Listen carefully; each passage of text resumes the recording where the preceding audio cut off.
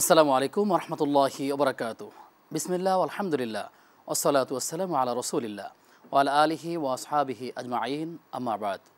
প্রিয় দর্শক শ্রোতা, আপনাদের প্রত্যেককে স্বাগত জানাচ্ছি দেশ টিভির নিয়মিত আয়োজন ইসলামী জীবন ও জিজ্ঞাসার আজকের পর্বে। আপনাদের সঙ্গে আমি আব্দুল কাহার রয়েছি।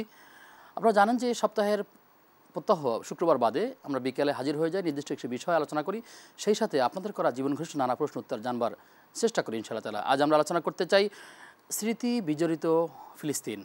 ফিলিস্তিন অত্যন্ত পবিত্র একটি ভূমি। কোরআন ও হাদিসে এই ফিলিস্তিনের অসংখ্য স্মৃতির ঘটনা আমাদের জানা রয়েছে। অসংখ্য নবী এবং রাসূল এই জমিনে আগমন করেছেন এবং মসজিদুল হারাম বাইতুল্লাহ এবং মসজিদুল নববী এরপরেই যেই স্থানের মর্যাদা তিনি হচ্ছে বাইতুল মাকদাস তথা ফিলিস্তিন। এই ফিলিস্তিন মুসলমানদের কাছে কোন কোন কারণে গুরুত্বপূর্ণ, আমরা সেই বিষয়গুলো জানবার চেষ্টা করবো ইনশাআল্লাহ তাআলা। আমাদের মাঝে আমন্ত্রিত হয়েছেন আফতাবনগর বাইতুস সালাহ জামে মসজিদের সম্মানিত খতিব শায়েখ মাওলানা মুস্তাফিজুর রহমান। আসসালামু আলাইকুম। ওয়ালাইকুম আসসালাম রহমতুল্লাহি ওয়া বারাকাতুহু। শেখ, কেমন আছেন আপনি? জি আলহামদুলিল্লাহ, আল্লাহ তাআলা ভালো রেখেছেন। আপনি কেমন আছেন? আলহামদুলিল্লাহ, আল্লাহ রাব্বুল আলামিন ভালো রেখেছেন। আপনার মাধ্যমে আমরা এই নির্দিষ্ট বিষয়ে কথা শুনবো ইনশাআল্লাহ তাআলা। ইনশাআল্লাহ তাআলা। বারাকাল্লাহু ফিকুম। প্রিয় দর্শক, আপনিও চাইলে আমাদের সাথে যুক্ত হতে পারবেন। দেশ টিভি ইসলামিক শো ফেসবুক পেজের কমেন্ট বক্সে গিয়ে বাংলায় সংক্ষেপে আপনার যে কোনো প্রশ্ন আমাদেরকে জানালে আমরা আপনার প্রশ্নের সরাই সমাধান জানবার চেষ্টা করব ইনশাআল্লাহ তাআলা। শেখ, আপনি শুরুতেই আমাদেরকে বলবেন যে আসলে স্মৃতি বিজড়িত ফিলিস্তিনের যে কথা আমরা বলছি, যে বর্তমান সময়ে নির্যাতিত যতগুলো ভূমি আছে তার মধ্যে নির্যাতন চলছে, মুসলমানদেরকে নিধন করার যে পশ্চিমা আগ্রাসন তাদের উপরে চলছে, সেক্ষেত্রে আমাদের অনেক কিছু করণীয় আছে। তার আগে আপনি আমাদের বলবেন যে এটা মুসলমানদের কাছে কেন গুরুত্বপূর্ণ, আমরা এই ফিলিস্তিনের জন্য কেন কান্না করছি, ফিলিস্তিনের জন্য কেন আমরা অর্থ ব্যয় করছি, ফিলিস্তিন আমরা দেখিনি, ফিলিস্তিন আমরা যাইনি, কিন্তু আমাদের হৃদয়ের টানটা কোন জায়গা থেকে? জি আলহামদুলিল্লাহ, ওয়াসসালাতু ওয়াসসালামু আলা রাসূলিল্লাহ ওয়া আলা আলিহি ওয়া আসহাবিহি আজমাইন। আমি আল্লাহ তাআলা শুকরিয়া আদায় করছি যে আল্লাহ তাআলা মুসলিম উম্মার বর্তমানে যে সংকট এবং হৃদয়ে রক্তক্ষরণ হচ্ছে সারা পৃথিবীর সব মুসলিমের, এই সময় আল্লাহ তাআলা এই বিষয় নিয়ে কথা বলবার একটা সুযোগ দিয়েছেন। আল্লাহ শুকরিয়া আদায় করছি। আপনারাও আলহামদুলিল্লাহ, আপনারাও আমাদেরকে এখানে দেশ টিভির মাধ্যমে কিছু কথা বলবার সুযোগ দিয়েছেন। এই জন্য আল্লাহ তাআলা শুকরিয়ার পরে আপনাদেরও কৃতজ্ঞতা প্রকাশ করছি। বারাকাল্লাহু ফিকুম। আমিন আমিন। তো আমি আজকে এখানে কথা শুরু করবার আগেই আমি দোয়া করছি আল্লাহ তাআলার কাছে যে এখানে কত সুন্দর পরিবেশে আমরা কথা বলার সুযোগ পাচ্ছি, কিন্তু যে ভাইয়েরা আজকে ঘরে থাকতে পারছেন না, ছোট ছোট বাচ্চারা কোলের মধ্যে শুয়ে শহীদ হয়ে যাচ্ছে, আসলে কথা আসছে না আমাদের মুখ দিয়ে। তো আমরা দোয়া করছি আল্লাহ তাআলা যেন তাদের সকলকে শাহাদাতের মর্যাদা নসিব করেন। আমিন আমিন। এবং আল্লাহ যেন তাদের যারা বেঁচে আছেন তাদের জন্য দোয়া করি। আল্লাহ যেন যারা বেঁচে আছেন তারা যেন হায়াতে তৈয়বা পান, উত্তম জীবন যেন আল্লাহ তাআলা তাদেরকে দান করেন, সেই দোয়া আল্লাহর কাছে করছি। আমিন। আসলে আমাদের সব মুসলিমের হৃদয় কেন জানে ফিলিস্তিনের সাথে জড়িত, কেন জড়িত? যদি আমরা কোরআন এবং সুন্নাহর আলোকে জানবার চেষ্টা করি, তাহলে আমরা কোরআনের দিকেই প্রথমে একটু দেখি, তারপরে রাসূলুল্লাহ সাল্লাল্লাহু আলাইহি ওয়াসাল্লামের বক্তব্য দিকেও একটু লক্ষ্য করি। আল্লাহ তাআলা যেন হৃদয়গ্রাহীভাবে মানুষকে এগুলো গ্রহণ করবার তৌফিক দান করেন।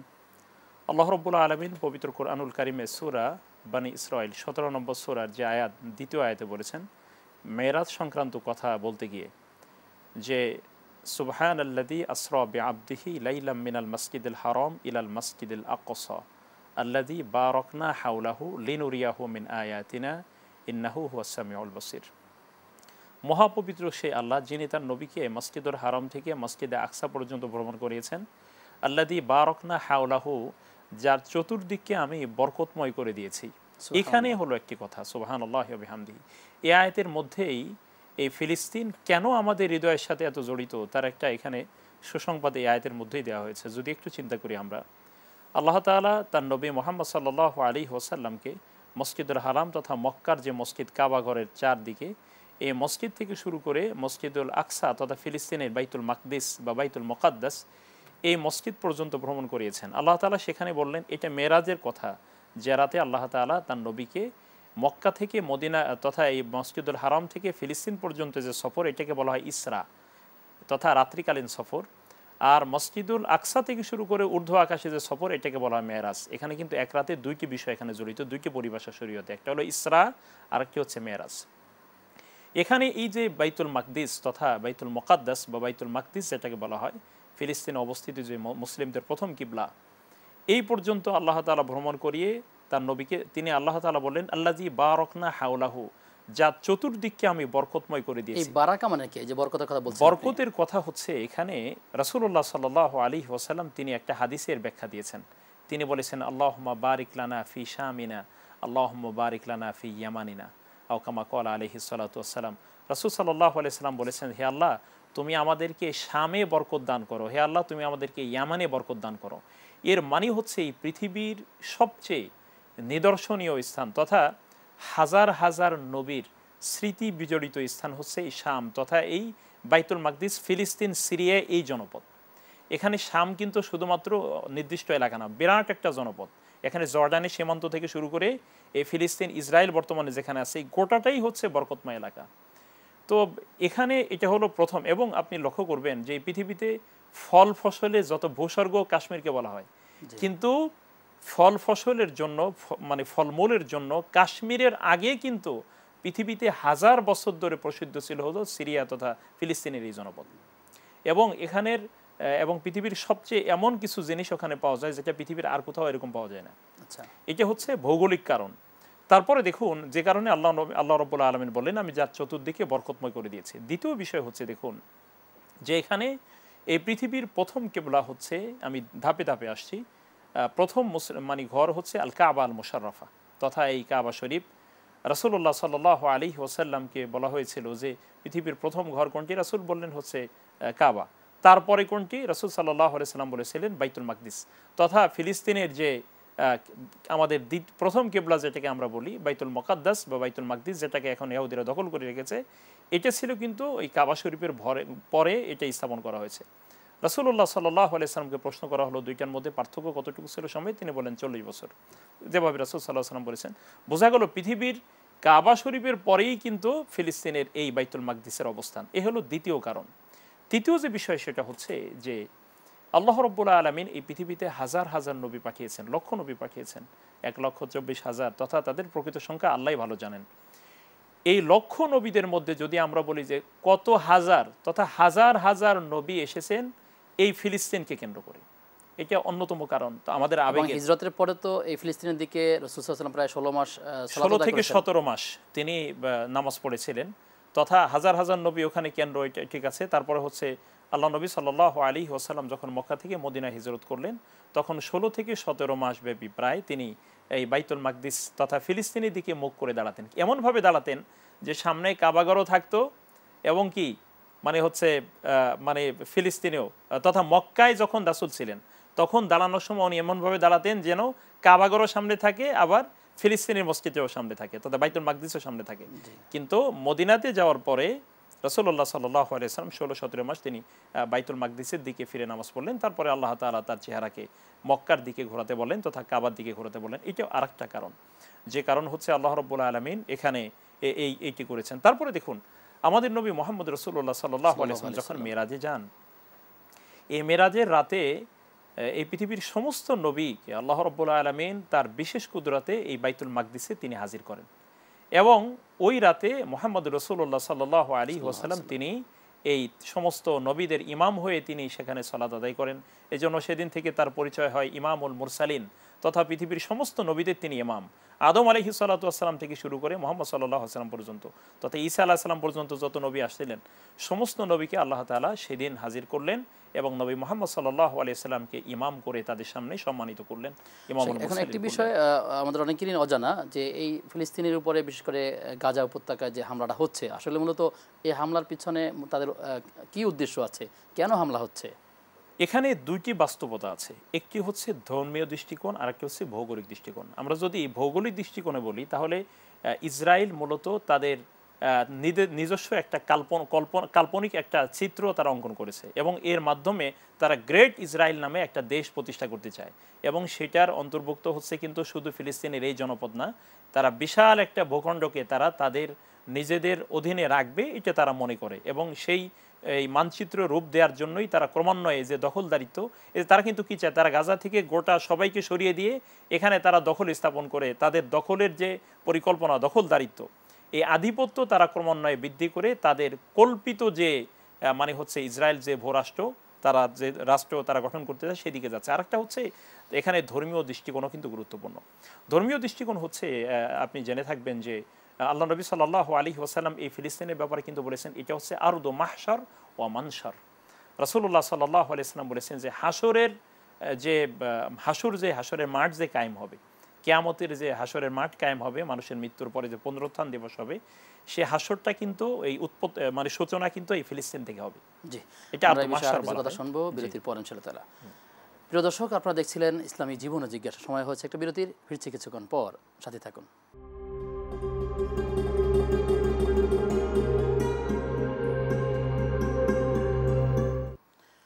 বিরতির পরে সবাইকে আবারও আমন্ত্রণ জানাচ্ছি দেশ টিভির নিয়মিত আয়োজন ইসলামী জীবন ও জিজ্ঞাসার আজকের পর্বে। আজ আমরা আলোচনা করছি স্মৃতি বিজড়িত ফিলিস্তিন, মুসলিমদের জন্য কি করণীয় আছে, মুসলিমরা চুপ কেন, এই চুপ থাকলে তার কোনো গুনাহ হবে কিনা, আবার সক্রিয় হলে এর সীমালঙ্ঘনটা না হয় সেক্ষেত্রে কী করণীয় আছে, আমরা এই বিষয়ে কথা শুনবো মেহমানের কাছ থেকে। আজকের অতিথি শেখ মুস্তাফিজুর রহমান। মতন আমরা দেখছি মুসলিম বিশ্বের অনেক নেতারা এ ব্যাপারে চুপ, কিন্তু গুটি কয়েক মুসলিম দেশ থেকে সাধারণ মুসলিমরা তারা প্রতিবাদ করছে। প্রতিবাদের ভাষা কী হওয়া উচিত এবং এক্ষেত্রে আমাদের করণীয়টা কী? দেখুন, এখানে দৃষ্টিভঙ্গি আল্লাহ নবী সাল্লাল্লাহু আলাইহি ওয়াসাল্লাম তিনিও বলেছেন, আল্লাহ তাআলা আগে জানিয়ে দিয়েছেন। আল্লাহ রাব্বুল আলামিনের বক্তব্য হচ্ছে সূরাতু আন-নিসা এর ৭৫ এবং ৭৬ নম্বর আয়াতে আল্লাহ তাআলা তিনি বলেছেন যে তোমাদের কি হলো, তোমরা কেন আল্লাহর পথে প্রচেষ্টা চালাচ্ছ না, সংগ্রাম চালাচ্ছ না, অথচ দুর্বল নারী, শিশু এবং দুর্বল পুরুষ, নারী এবং শিশু তারা বলছে হে আল্লাহ, হে আমাদের রব, তুমি আমাদেরকে এমন জনপদ থেকে বের করো যাদের শাসকরা হচ্ছে জালিম, যাদেরকে নিয়ন্ত্রণ করছে জালিমরা, এবং তুমি আমাদের জন্য তোমার পক্ষ থেকে বন্ধু পাঠাও এবং তুমি আমাদের জন্য তোমার পক্ষ থেকে সাহায্যকারী পাঠাও। অর্থাৎ কতটা মানে হচ্ছে হৃদয় বিদারক কথা দিয়ে আল্লাহ তাআলা আমাদেরকে বোঝানোর চেষ্টা করছেন। এটি হচ্ছে আল্লাহ তাআলার প্রথম তিনি আমাদেরকে নির্দেশনা দিলেন যে তোমরা প্রচেষ্টা চালাও, তোমরা চেষ্টা করো যে কোনো ধরনের জুলুমের শিকার পৃথিবীতে যারাই হবে তাদেরকে বের করবার জন্য তোমরা প্রচেষ্টা চালাও। তার ক্ষেত্রে বক্তব্য হচ্ছে কেউ কেউ বলার চেষ্টা করছেন যে আসলে সেই ফিলিস্তিন কোথায় আর বাংলাদেশ কোথায়, এখান থেকে গুটি কয়েক মুসলিমরা রাস্তায় নামলে তাতে কি ফায়দা হবে, এই জন্য কেউ কেউ চুপ থাকছেন, শুধু বাসায় বসে বসে দোয়া করছেন। আবার কেউ বলে করছেন এটা ইমানের দাবি, আসলে আমাকে জানান দেওয়া দরকার যে আসলে আমার মুসলিম ভাইদেরকে এইভাবে নির্যাতন করা যায় না। তো আসলে এই অবস্থায় আর কি বলবেন? কোরআনের এইটার রাসূলুল্লাহ সাল্লাল্লাহু আলাইহি ওয়াসাল্লামের ব্যাখ্যা তিনি বলেছেন, আমল কিভাবে করতে হবে সেটি তো আমরা নির্ধারণ করলে হবে না। রাসূলুল্লাহ সাল্লাল্লাহু আলাইহি ওয়াসাল্লাম আমাদেরকে পদ্ধতি শিখিয়েছেন। তিনি বলেছেন, রাসূল সাল্লাল্লাহু আলাইহি ওয়াসাল্লাম বলেছেন, মান রাআ মিনকুম মুনকারান ফালিয়ুগাইয়িরহু বিয়াদিহি ফাইল্লাম ইয়াস্তাতি ফাবিলিসানিহি ফাইল্লাম ইয়াস্তাতি ফাবিকলবিহি ওয়া যালিকা আদওয়াফুল ঈমান। রাসূল সাল্লাল্লাহু আলাইহি ওয়াসাল্লাম বলছেন, যখনই তোমাদের কোনো ব্যক্তি অসঙ্গতি দেখবে, মুনকার দেখবে, মুনকারের মধ্যে সব কিছু ইনক্লুডেড, তথা এখানে জুলুম, নির্যাতন, অনাচার, দুর্নীতি, কারো উপরে অত্যাচার, এগুলো যখনই দেখবে তখনই তার উচিত হবে তিনি এটাকে হাত দিয়ে প্রতিরোধ করবেন।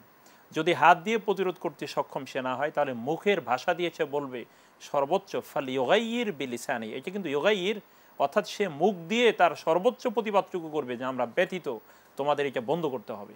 যদি সেটাও সক্ষম না হয় তাহলে সে অন্তর দিয়ে ঘৃণা করবে, ব্যাপারটা শুধু এখানেই শেষ না, তিনি অন্তর দিয়ে পরিকল্পনা করবে কিভাবে নির্যাতন বন্ধ করা যায়। শুধু আমি ঘৃণা করে ঘরে বসে থাকলাম, তাহলে এই যে রাসূল সাল্লাল্লাহু আলাইহি সাল্লাম তৃতীয় স্তরে বললেন ওয়াযালিকা আদওয়াফুল ঈমান, এটি হচ্ছে ঈমানের সবচেয়ে দুর্বল। আদওয়াফ এটি সুপারলেটিভ ডিগ্রি তথা ইসমে তাবদীল, সবচেয়ে দুর্বলতম লেভেল হচ্ছে এটা ঈমানের, যে তুমি মন দিয়ে ঘৃণা করবে বা মন দিয়ে এই অত্যাচার নির্যাতন বন্ধ করবার জন্য তুমি চেষ্টা করবে। তো রাসূল সাল্লাল্লাহু আলাইহি সাল্লাম যেটা বলেছেন এটার দ্বারা কি বোঝা যায় না যে আমরা তো হাত দিয়ে কিছুই করতে পারছি না, তাহলে কি আমরা মুখ দিয়ে অন্তত বলি অথবা লেখনির মাধ্যমে বলি যে এটা যেন তোমরা এখান থেকে বিরত থাকো, তাহলেও তো এতটুকু আমাদের কাজ হলো। যদি এটা আমার করতে সুযোগ না হতো যে না আমি মুখ দিয়ে কোনো প্রতিবাদ করতে পারছি না, তখন আমাদের দায়িত্ব থাকতো শুধু আমরা মন দিয়ে দোয়া করা, মন দিয়ে পরিবর্তনের চেষ্টা করা। কিন্তু দ্বিতীয় স্তর যেহেতু আমাদের করার সুযোগ আছে তাহলে আমরা তো তৃতীয় স্তরে যেতে পারছি না, এটা হলো মূল বিষয়। মূলনীতি এখানে রাসূল তাহলে মুসলিমদের প্রতিবাদ অবশ্যই করে যেতে হবে তাদের সাধ্য মতন, এবং সেটা যেন সীমা লঙ্ঘনের পর্যায়ে না যায়, নির্দিষ্ট নিয়ম মেনেই তাদের প্রতিবাদ চালিয়ে যেতে মুসলমানদেরকে হবে। যারা হত্যা করছে, নির্যাতন করছে, সেই বিদেশি পণ্য আমরা ব্যবহার বর্জন করব এবং দেশীয় পণ্যের ব্যবহার করব, কিন্তু এটাকে কিভাবে দেখেন বা ইসলামে কি বলে দেশীয় পণ্যের ব্যবহার এবং বিষয় হচ্ছে বিদেশি যে পণ্য বর্জন? আমরা আল্লাহ রাব্বুল আলামিন আমাদেরকে ভালোবেসে এই সবুজ ভূখণ্ডে পাঠিয়েছেন। আমাদেরকে আল্লাহ তাআলা চাইলে সৌদি আরব পাঠাতে পারতেন, আল্লাহ তাআলা চাইলে অন্য কোনো ভূমিতে পাঠাতে পারতেন। আল্লাহ তো আমাদেরকে এই ভূমিতে পাঠিয়েছেন, এই ভূমিতে পাঠিয়েছেন, এটা তো আল্লাহর ইচ্ছায় আমরা এসেছি। সুতরাং এই ভূমিকে কি আমরা ভালোবাসবো না? অবশ্যই বাসবো। যে ভূমিতে আল্লাহ আমাদেরকে পাঠিয়েছেন, সুতরাং এই ভূমির আমাদের এইখানের যত উৎপাদন যেগুলো হয়, এখানে যে পণ্যগুলো আছে, এগুলোর প্রতি যদি আমরা ভালোবাসা না রাখি, আমাদের তৈরি করা জিনিসের প্রতি ভালোবাসা না রাখলে, তাহলে আমরা কিভাবে আমাদের দেশপ্রেম তো আসলে হবে না, দেশপ্রেম হলো না, আমরা কোনোদিন সামনে আগাতে পারবো না, কোনোভাবে জাতীয় সঙ্গীতের যে উদ্দেশ্য, যেটাই বলি, আমাদের যে দেশের প্রতি ভালোবাসা, এটি কোনোভাবেই কিন্তু প্রকাশ করা সম্ভব হবে না। সেই জন্য আমাদের উচিত হচ্ছে শুধু তাই নয়, তাদেরগুলোকে বর্জন করে আমরা নিজ নিজ ক্ষেত্রে আমাদের নিজস্ব যে মানে প্রোডাক্টগুলো আছে তথা পণ্য, এগুলো বৃদ্ধি করা দরকার। এবং তাদের পণ্য শুধু বর্জন করলেই শেষ না, বিকল্প আমাদের করতে হবে। বিকল্প পথগুলো যেন আমরা তৈরি করতে পারি, সেই প্রচেষ্টাও মুসলিমদের চালানো দরকার। কিছু প্রশ্ন আছে। একজন প্রশ্ন করেছেন যে ফিলিস্তিনের পতাকা ধারণ করে অনেক মানুষ রাস্তায় বেরিয়ে পড়ে, কেউ জামায়, কেউ টিপুতে, কেউ গলায়, এতে তার কোনো ফায়দা হবে কিনা, কোনো কল্যাণ হবে কিনা? এখানে কল্যাণ বলতে হচ্ছে এটা তো ভালোবাসার প্রতীক। ব্যাপারটা তো এমন না যে তিনি গলায় ঝোলাই রাখলে তার সওয়াব হবে বা তিনি ইবাদতের নিয়তে করছেন। এটা একটা ভালোবাসার প্রতীক, যে না আমি তাকে ভালোবাসি, সেজন্য তারা নির্যাতিত মানুষের প্রতি সহানুভূতি দেখাবার জন্য এটা আমরা করলাম। এটা কোনো দোষণীয় মনে করি না আমি। মানে এটা মুসলিমদেরকে সমর্থন দেওয়ার মতো একটা বিষয়। এটা মুসলিমদেরকে সমর্থন দেওয়ারই একটা বিষয়। এটা যেহেতু কোনো ইবাদত না, সুতরাং এটাকে অন্যদিকে নেওয়ার কোনো সুযোগ নেই। জি, প্রশ্ন করেছেন একদম যে জিন এবং ভূতের বা জিন যাদের ক্ষতি করে, তারা এই ক্ষতি থেকে বাঁচার জন্য তিনি কোরআন পড়তে পারেন না, কোরআন বুকে রেখে তিনি ঘুমাতে পারেন কিনা, সেই সুযোগ কি ইসলাম আছে? এখানে বিষয় হচ্ছে ঘুম যখন মানুষ ঘুমায়, রাসূল সাল্লাল্লাহু আলাইহি ওয়াসাল্লাম তো বলেছেন ঘুমটা হচ্ছে একটা মৃত্যুর মতন। হ্যাঁ, এবং কোরআনেও কিন্তু বলা হয়েছে যে তামৌতের কথা বলা হয়েছে, ঘুমটা একটা মৃত্যুর মতন। হ্যাঁ, তো ঘুম মৃত্যুর মতন। আমরা যখন ঘুমাই আমাদের ওযু থাকে না, আমরা তো নবী রাসূল না যে আমরা ঘুমাইলেও আমাদের অন্তর সজাগ থাকবে। সুতরাং আমরা যখন ঘুমাই তখন তো আমাদের অনেক কিছু এলোমেলো হয়ে যেতে পারে। হাত কোথায় থাকে এবং এই কোরআন একটা পবিত্র জিনিস বুকে রেখে একটা মৃত্যুর মতোই। অবশ্যই মৃত্যুর মতন একটা অবস্থা, ওযু থাকে না, সেখানে মানুষের স্বাভাবিকতা থাকে না, সেই অবস্থায় সে কোরআন বুকে রাখবে, এটা আসলে মেনে নেওয়ার মতো না। বরং সেক্ষেত্রে তার করণীয় বিষয় হচ্ছে তিনি কিছু সুন্নাহ আমল করতে পারেন, যে আমলগুলো করলে ইনশাআল্লাহ আল্লাহ তাআলা সূরাগুলো তিনি মুখস্থ করার চেষ্টা করবেন। সূরাগুলো মুখস্থ করার চেষ্টা করবেন, সকাল সন্ধ্যায় আয়াতুল কুরসি, কুল হুয়াল্লাহু আহাদ, ফালাক, নাস এগুলোর আমল করবেন, ইনশাআল্লাহ আল্লাহ তাআলা তাকে নাজাত দিবেন।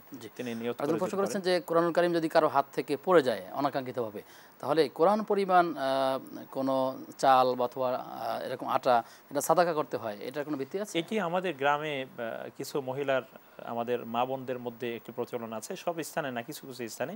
কিন্তু এটি বিশুদ্ধ কোরআন এবং হাদিস তথা কোরআন বা বিশুদ্ধ কোনো সুন্নাহ দ্বারা এটা প্রমাণিত না যে এই পরিমাণ তাকে দান করে দিতে হবে। এটি একটি তার আবেগ, কিন্তু এটা দিতেই হবে এটা জরুরি নয়, বরং এই দানও করতে হবে এটাও জরুরি নয়। বরং উনি একবার পড়ে যাওয়ার পরে এটাকে তাজিম করবেন, ভবিষ্যতের জন্য এটা না পড়ে সেই চেষ্টাই করবেন। যদি তিনি দান করতে চান আল্লাহর জন্য করতে পারেন, কোনো অসুবিধা নেই, কিন্তু এটা ওজন করে দিতে হবে, এটা করলে আবার এটা বেদাত তথা কুসংস্কারের পর্যায়ে চলে যাবে। জি, জি, আমরা অনুষ্ঠানের শেষের দিকে চলে আসছি। আপনি যদি আমাদেরকে খুব ছোট করে বলেন যে আসলে ফিলিস্তিনের নির্যাতিত মানুষের জন্য, মুসলিমদের জন্য আমাদের কি করা দরকার? আসলে আমাদের মুসলিমদের এক হওয়া দরকার। মুসলিমরা এক হবে এবং মুসলিম ওআইসি, আরব লীগ সহ মুসলিম যে শক্তিগুলো আছে, তারা শক্তিগুলো তাদের যথার্থ ভূমিকা রাখবে। আজকে দেখুন এই বিশ্বের সমস্ত মানে হচ্ছে যে খনিজ সম্পদ, এই খনিজ সম্পদগুলো কিন্তু বৃহদাংশ আল্লাহ তাআলা মুসলিমদের হাতে দিয়েছেন। তেল সম্পদ থেকে শুরু করে, স্বর্ণ সম্পদ থেকে শুরু করে সব গুরুত্বপূর্ণ খনিজ সম্পদ কিন্তু মুসলিমদের হাতে। তারা যদি এগুলোকে অস্ত্র হিসেবে ব্যবহার করে, তাহলে ফিলিস্তিনের মানে ইসরায়েলের পক্ষে কোনোভাবেই তারা মানে হচ্ছে মুসলিমদের উপরে কিছু করবে এই দুঃসাহসও তারা দেখাবে না।